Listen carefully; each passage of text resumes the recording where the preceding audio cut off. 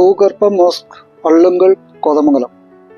ആർക്കും അത്ര കെട്ടറിവില്ലാത്ത സർവമതസ്ഥർക്കും ഏകാന്തമായി ഇരുന്ന് പ്രാർത്ഥിക്കുന്നതിനു വേണ്ടി നിർമ്മിച്ച ഭൂഗർഭ മോസ്ക്.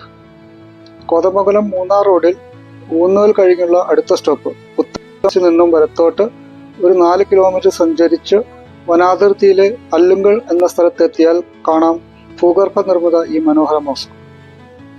ഭൂമി 50 അടി താഴ്ചയിൽ തുറന്ന് അതിമനോഹരമായി നിർമ്മിച്ചിരിക്കുന്ന തുരങ്കം 3ആയി തിരിഞ്ഞ് നമസ്കാര മുറിയിലേക്കും പ്രാർത്ഥനാ ഇരിപ്പിടങ്ങളിലേക്കും ചെന്നെത്തിക്കുന്നു.